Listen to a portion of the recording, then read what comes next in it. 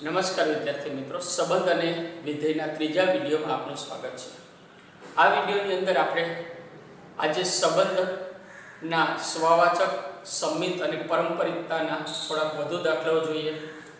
સ્વાધ્યાય 1.1 નો બીજો દાખલો આપણે જોઈએ કે સાબિત કરો કે વાસ્તવિક સંખ્યાનો ગણ R પર વ્યાખ્યાયિત સંબંધ S બરાબર ક્રમયુક્ત જોડ AB જ્યાં A B² હોય વડે વ્યાખ્યાયિત સંબંધ S એ સ્વવાચક, સંમિત અને પરંપરિત પૈકી એક પણ નથી એવું સાબિત કરવાનું છે। ચકાસવાનું કીધું હોય કે સાબિત કરો કીધું હોય, આપણે દાખલા ગણવાની પદ્ધતિ બદલાતી નથી। હવે અહીંયા S બરાબર ક્રમયુક્ત જોડ AB જ્યાં A B² છે અને એ R પર વ્યાખ્યાયિત સંબંધ છે। હવે આપણે જો પહેલો ગુણધર્મ લઈએ તો એ છે સ્વવાચકતા।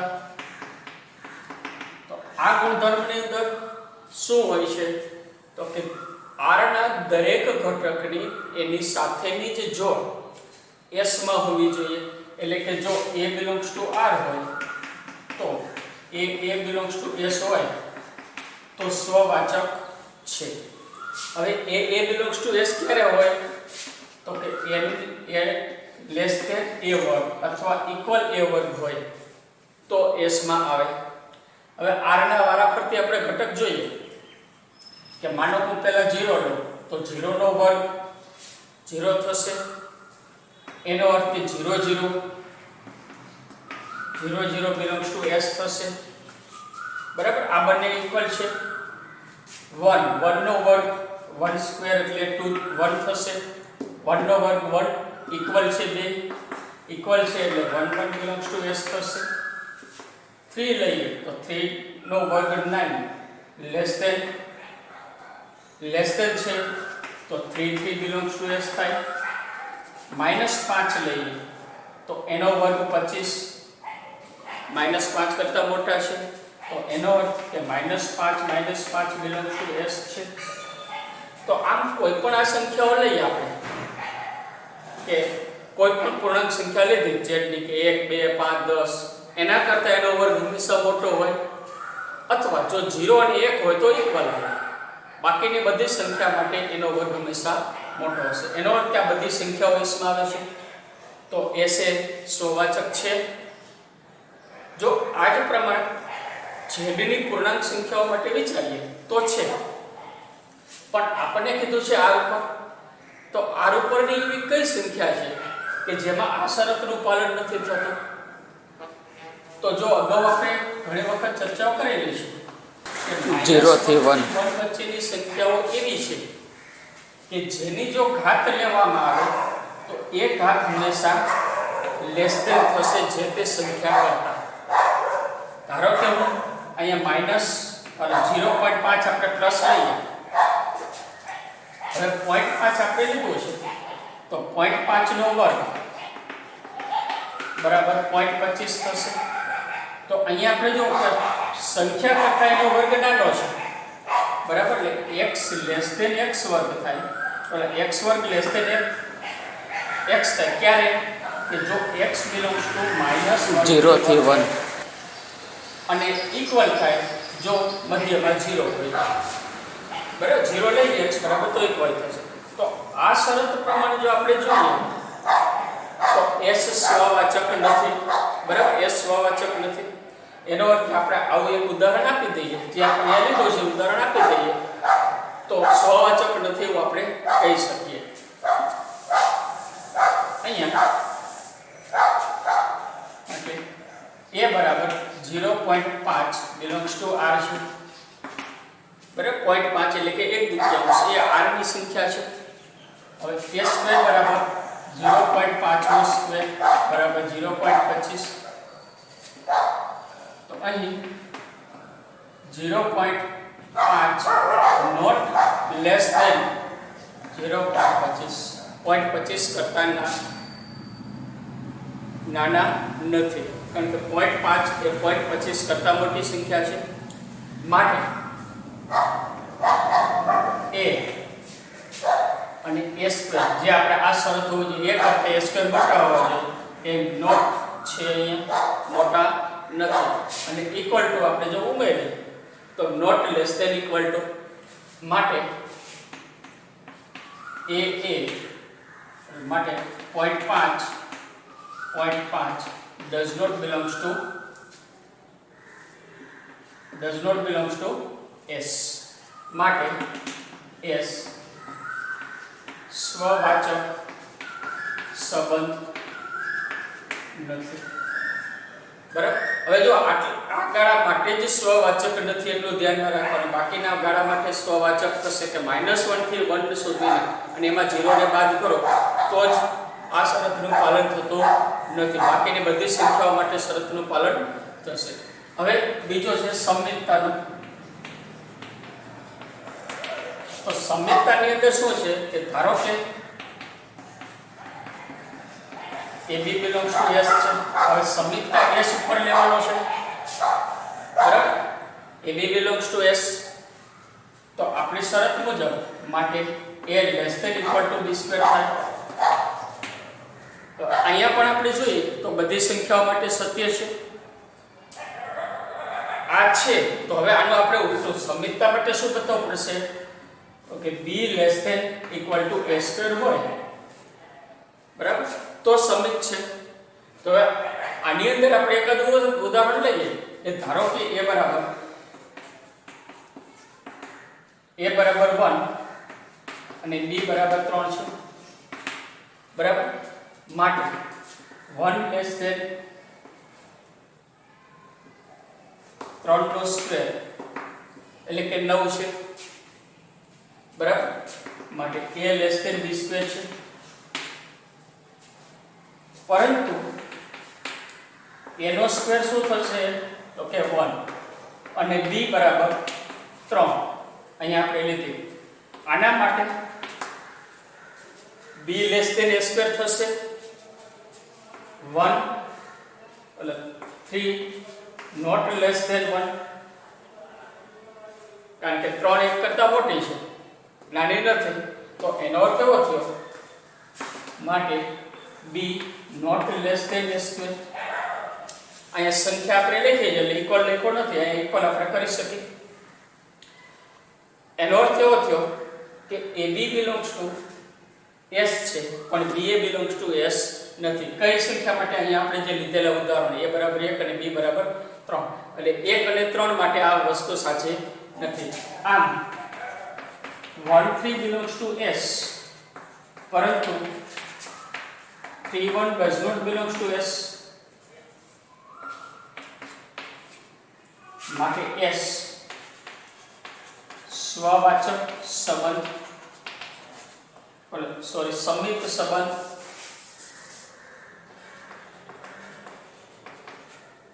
નથી. બરાબર.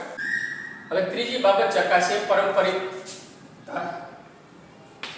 હવે આની અંદર ધારો કે AB belongs to S છે અને BC belongs to S છે. તો આની ઉપરથી આપણને મળે છે કે A less than equal to B square છે અને B less than equal to C square છે. હવે જો અહીંયા વર્ગ કરો A less than equal to B square અને B square less than equal to C ની 4 ઘાત થશે. બરાબર. હવે આની ઉપરથી શું કરી શકાય બે ને ભેગા કરીએ તો A less than equal to C ની 4 ઘાત. C ની 4 ઘાત કરતા આ નાનો છે. હવે અહીંયા પારંપરિક છે કે નહીં કેમ ખબર પડે કારણ કે 4 ઘાત કરી તો 2 ઘાત માટે લાગુ પડશે ખરો તેવું સ્પષ્ટ થતું નથી. ધારો કે આપણે એક ઉદાહરણ લઈએ આગળની જેમ. તો અહીંયા ધારો કે A બરાબર 15 છે. A બરાબર 15 લઈએ, B બરાબર 3 લઈએ અને B બરાબર 4 લો અને C બરાબર 3 લો. હવે આગળના દાખલામાં આપણે જોયું તો કે આ અસમતાની અંદર એટલે અહીંયા બીજો ભાગ વર્ગ છે. વર્ગ છે એટલે નાની સંખ્યા લેશું અને આ મોટી લઈએ તો એના કરતાં મોટું થઈ જાય છે પણ ઉલટામાં પછી તકલીફ પડે.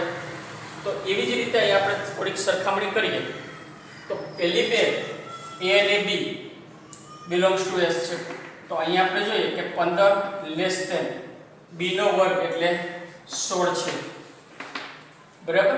માટે AB belongs to AB બરાબર 15 4 belongs to S છે. આ બેની સરખામણી કરીએ તો 4 less than 9 છે. C નો વર્ગ એટલે 9 એનો કે BC બરાબર 4 3 belongs to S છે. હવે AC belongs to S થશે. A બરાબર શું છે તો કે 15 આપણે એ લીધા છે તો 15 C નો વર્ગ કરો 9 કરતા નાની નથી કારણ કે 15 9 કરતા મોટી છે મતલબ શું થયો માટે A not less than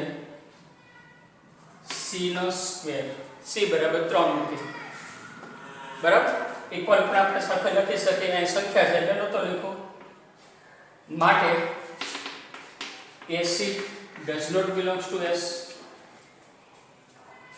આમ A બરાબર 15 B બરાબર 4 અને C બરાબર 3 માટે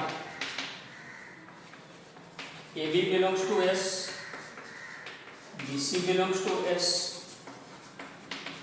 પરંતુ AC does not belong to S. માટે S પારંપરિક નથી. એ પારંપરિક જ રાખજો આપણે બરાબર પારંપરિક નથી. જો આને ડાયરેક્ટ આવી રીતે વિચારી અહીંયા આપણે નો આપ્યો કે પારંપરિક એક પણ નથી તેવું ચકાસો તો પહેલા ગુણધર્મની અંદર આપણે સ્વવાચકતામાં ભૂલ કરી બેસી કારણ કે મોટાભાગે જ્યારે આપણે દાખલો ગણીએ છીએ ત્યારે પૂર્ણાંક સંખ્યાઓ z ઉપર જ ગણીએ છીએ પણ r ઉપર આપણે કીધું હોય તો r ની બધી સંખ્યાઓ લેતા નથી અને r વારંવાર આપણે કહીએ છીએ કે -1 થી 1 નો અંતરાલ એવો છે કે જેમ એની ઘાત વધે એના ઘાતનું મૂલ્ય ટેન્ડ્સ ટુ 0 થાય છે એટલે નાનું થતું જાય છે. બાકીની બધી સંખ્યાઓ માટે ઘાત વધે એમ એનું મૂલ્ય વધતું હોય છે. પછી એક ઘાત યુગ્મ છે અયુગ્મ છે એના આધારે ધન અને ઋણ સંખ્યાનું મૂલ્ય પ્લસ માઇનસ નાની મોટી બદલાતું રહે છે. પણ આ બાબત આપણે જ્યારે r કીધો હોય ત્યારે -1 થી 1 નો અંતરાલ ખાસ જોવો. દાખલા નંબર 6 જોઈએ કે સાબિત કરો કે ગણ 1 2 3 પર વ્યાખ્યાયિત સંબંધ S સંબંધ R 1 2 અને 2 1 સમિત છે પરંતુ સ્વવાચક કે પારંપરિક નથી. તો અહીં R બરાબર સંબંધ ક્રમયુક્ત જોડ 1 2 અને 2 1 એ ગણ અને આપણે ધારો કે નામ આપી દઈએ A તો A બરાબર 1 2 3 પર વ્યાખ્યાયિત છે. હવે પહેલો ગુણધર્મ લઈએ સ્વવાચકતાનો.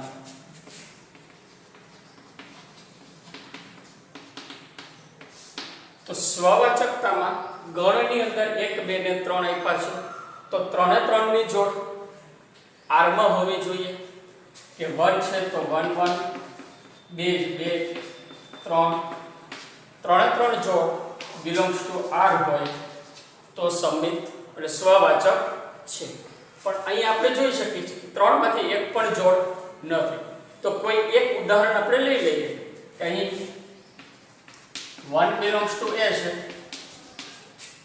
પરંતુ 1 1 does not belongs to R. આમ દરેક A belongs to A માટે A does not belongs to R માટે R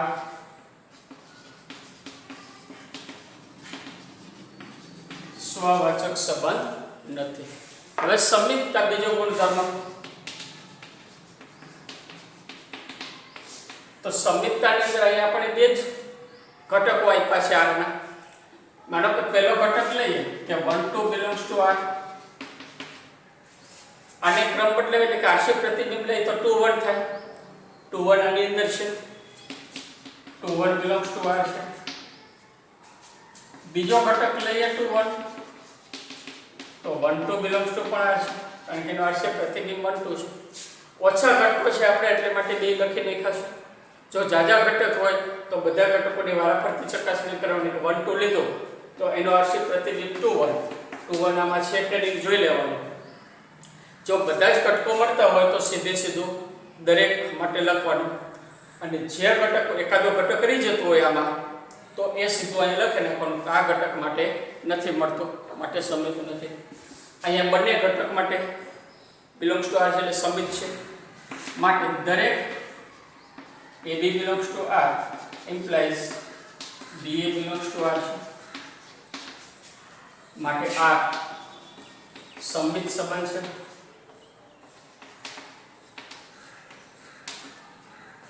ત્રીજો પારંપરિકતા. તો પારંપરિકતામાં બે જોડ લેવી પડે. માનો કે પહેલી 1 2 લઈશું તો અહીંયા આપણે લઈએ કે 1 2 belongs to R છે. હવે 2 થી શરૂ થતી હોય એવી બીજી જોડ આમાં હોવી જોઈએ. જોડ ન હોય તો આ ઘટક માટે પારંપરિકતા કહી શકાય. બીજો ઘટક ચકાસો અને ત્રીજો, બધા ઘટક મારા પરથી જોતા જવાનું. હવે 1 2 2 થી શરૂ થતી એવી બીજી જોડ આમાં છે તો અહીંયા લખવાનું, અને 2 1 belongs to R છે. જેટલી આ પ્રમાણે છે એ બધી જોડ માટે ચકાસવાનું રહે. આવી જોડ ન હોય તો એને ચકાસવાનું પછી રહેતું નથી, એના માટે પારંપરિક થશે. 1 2 belongs to R 2 1 belongs to R માટે બંનેને જો ભેગા કરીએ 1 2 2 1 તો આપણને 1 1 જોડ મળશે. 1 1 does not belongs to R છે, આમ આપણે જોઈ શકીએ છીએ. માટે R પારંપરિક નથી. હવે અહીંયા પણ આપણે લખવાનું, આની જેમ લખી શકીએ દરેક, કે અહીંયા આપણે જો લખીએ દરેક આમ AB belongs to R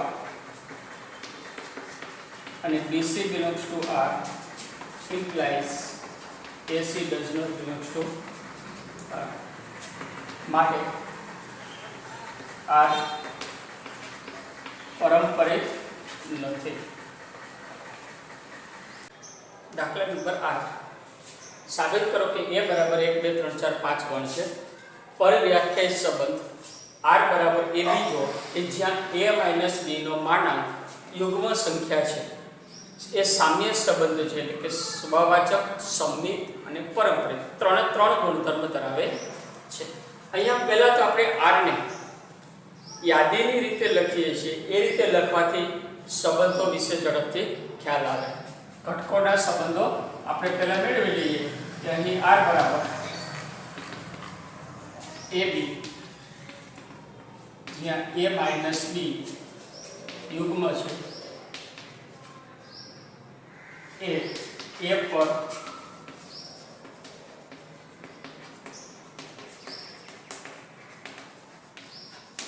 વ્યાખ્યાયિત સંબંધ છે. હવે આને યાદીની રીતે આપણે લખીએ સંબંધના બધા ઘટકો, તો A - B યુગ્મ છે તો અહીંયા આપણે 1 2 3 4 5 એવી જ રીતે આ બાજુ લખીએ તો બે ની બાદબાકી યુગ્મ સંખ્યા આવી જોઈએ. માનો કે 1 માંથી 1 બાદ કરો, 2 માંથી 2 3 4 5 આ રીતે બાદ કરીએ સરખી સંખ્યાની તો એ બધા 0 આવશે. 0 એ યુગ્મની અંદર આપણે લઈશું, એનો અર્થ 1 1 2 2 3 3 4 4 5 5 બધી જોડ આવશે.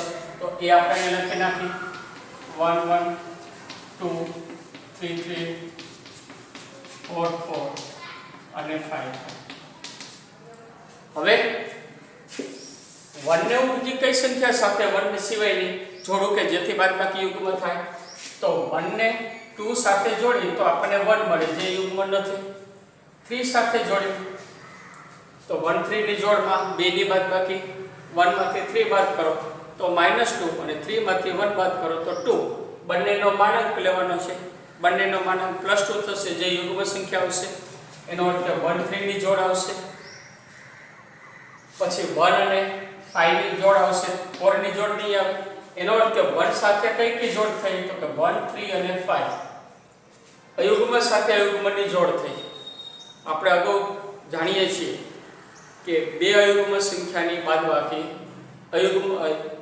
યુગ્મ થાય, બે યુગ્મ સંખ્યાની બાદબાકી યુગ્મ થાય, પણ એક યુગ્મ અને એક અયુગ્મ હોય એનો તફાવત હંમેશા અયુગ્મ હશે.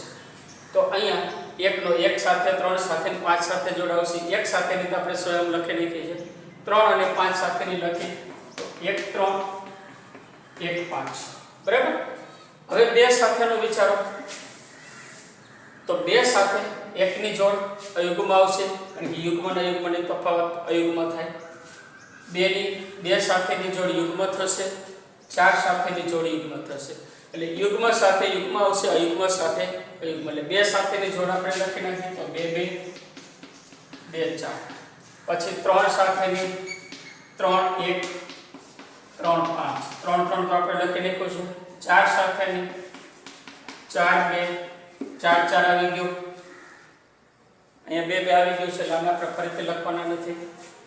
પછી 5 સાથેની તો 5 1 5 3 5 1 5 3. બરાબર, અહીંયા પૂરું થઈ જશે. 5 5 આવી ગયું છે. એટલે કે યુગ્મ સાથેની યુગ્મ જોડ, અયુગ્મ સાથેની અયુગ્મ જોડ, એ બધા ઘટકો આમાં આવશે, પણ એક યુગ્મ અને એક અયુગ્મ આમાં આવશે નહીં. હવે આપણે પહેલો ગુણધર્મ લઈએ સ્વવાચકતા. તો સ્વવાચકતા માટે એના 5 ઘટક છે, 1 2 3 4. પાંચે પાંચ જોડામાં છે, 2 3 4 ને 5 5 પોતાની સાથે. બરાબર, તો દરેક a belongs to a માટે a belongs to r છે. આમાં આપેલા છે, બધાનું લિસ્ટ બનાવવાની જરૂર નથી. માટે r સ્વવાચક છે, સંબંધ છે. સમિતતા, સમિતતામાં પહેલા જોઈએ 1 1, એનો ઉલટો 1 1 છે, 2 2 છે, 3 3 4 4 5 5 ના સમિત કરો એટલે એમાં એમાં આવશે. હવે 1 3, તો 1 3 ને ક્રમ ઉલટાવો તો 3 1 થશે. તો 3 1 આની અંદર છે અને 3 1 નું 1 3 છે. પછી લેશું 1 5, તો 1 5 નું થશે 5 1, આમાં છે 5 1 નું 1 5 છે. 2 4, એનો ક્રમ ઉલટાવો તો 4 2 થાય, 4 2 નો 2 4 બંને છે. 3 5 અને 5 3 બંને છે. સ્વયંમાં તો કંઈ વિચારવાનું નથી. એનો અર્થ કે દરેક ઘટકનો ક્રમ ઉલટાવવાથી જે ઘટક મળે છે પાછો આની અંદર જ છે. તો અહીંયા લખીએ કે દરેક AB belongs to R માટે, બરાબર. હવે ધારો કે ક્રમની જગ્યાએ આપણે આ ગુણધર્મનો ઉપયોગ કરવો હોય તો પણ કરી શકીએ. AB belongs to R માટે a - b નો માનાંક યુગ્મ છે. માનાંકમાં એ માઈનસ કોમન ના કાઢો તો b - a યુગ્મ છે. બરાબર, માઈનસ નો માનાંક પ્લસ લેશો આપણે તો અહીંયા આપણે લખશું b - a યુગ્મ છે. માટે BA belongs to R. આમ દરેક AB belongs to R માટે BA belongs to R માટે R સંમિત સંબંધ છે. આની અંદર લખવું હોય તો આપણે એ લખી શકીએ. ધારો કે આ જે છે અહીંયા આપણે લખી શકીએ કે માનાંક a બરાબર 0, જે યુગ્મ છે. માટે a belongs to R માટે R સ્વવાચક છે. બરાબર, આ પ્રમાણે પણ લખી શકીએ. ત્રીજો ગુણધર્મ છે પારંપરિકતા. તો એ ગુણધર્મ હવે આપણે લઈએ.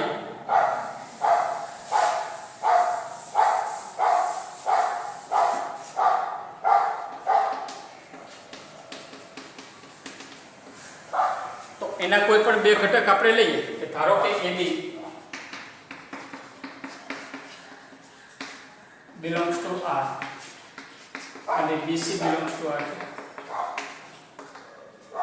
બરાબર, AB belongs to R એનો અર્થ કે a - b નો માનાંક બંનેનો તફાવતનો માનાંક યુગ્મ છે. માટે a - b યુગ્મ છે. BC belongs to R, b - c યુગ્મ છે. હવે અહીંયા a - b ધન હશે કે ઋણ હશે એ આપણને ખબર નથી. બરાબર,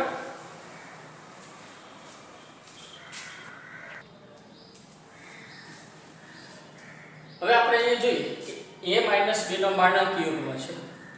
તો આનો અર્થ શું થયો કે a અને b બંને સંખ્યાના યુગ્મ છે અથવા બંને સંખ્યા યુગ્મ છે. હવે જો પહેલો વિકલ્પ લઈએ કે જો a અને b યુગ્મ સંખ્યા હોય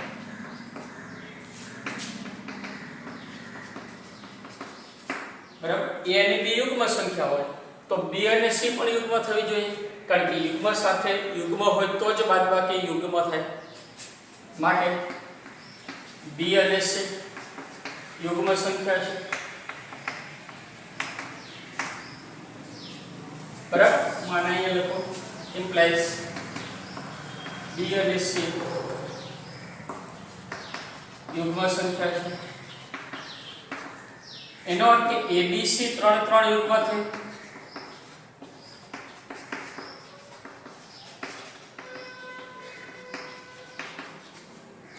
હવે a અને c યુગ્મ છે તો બંનેનો તફાવત હંમેશા યુગ્મ થાય, માટે a માઇનસ c યુગ્મ થાય. કારણ કે a અને c યુગ્મ છે, યુગ્મનો તફાવત યુગ્મ થશે, માટે માનાંકમાં a માઇનસ c યુગ્મ થાય. માટે AC belongs to R. બીજો વિકલ્પ વિચારે, જો a અને b અયુગ્મ સંખ્યા હોય કે જો a અને b અયુગ્મ સંખ્યા હોય તો શું થશે? b અને c પણ અયુગ્મ થાય. કારણ કે આ યુગ્મ છે એની સાથેની બાદબાકી તફાવત યુગ્મ થતો હોય તો આ યુગ્મ હોય તો આ યુગ્મ જ થવાની, એટલે a અને b અયુગ્મ હોય તો b અને c પણ અયુગ્મ થશે. એનો અર્થ કે abc અયુગ્મ છે. abc અયુગ્મ સંખ્યા છે તો a અને c અયુગ્મ છે, માટે a માઇનસ c નો માનાંક યુગ્મ છે બરાબર.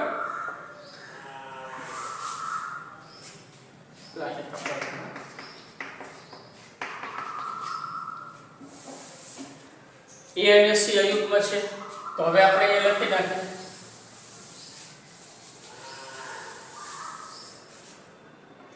માટે a માઇનસ c યુગ્મ થાય. a માઇનસ c યુગ્મ છે તો a માઇનસ c નો માનાંક યુગ્મ થાય. a માઇનસ c નો માનાંક યુગ્મ થયો તો એમ માટે AC belongs to R થશે. આમ દરેક AB belongs to R,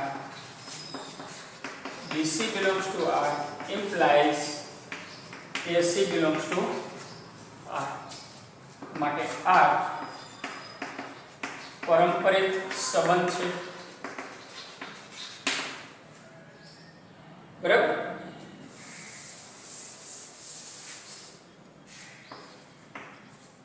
R એ પહેલા મેળો સ્વવાચક,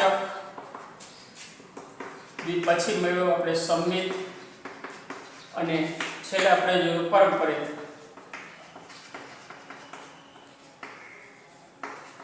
પારંપરિક સંબંધ છે. 3 થયું તો એનો આ કેવો થશે? સામ્ય સંબંધ છે.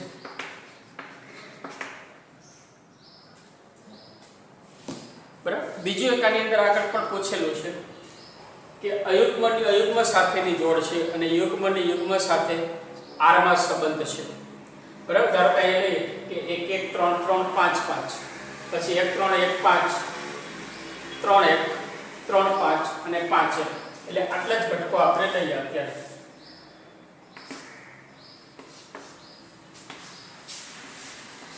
તો એનો શું થયો? 1 3 5 નો 1 3 5 સાથે બધા સંબંધો છે એ R માં છે અને યુગ્મનો યુગ્મ સાથેનો સંબંધ બધો જ R માં છે. પણ એક પણ ઘટક એવો નથી કે જેમાં યુગ્મ અને યુગ્મ આવતો હોય, એટલે કે 1 3 5 નો 2 4 સાથે કઈ સંબંધ જોવા મળતો નથી.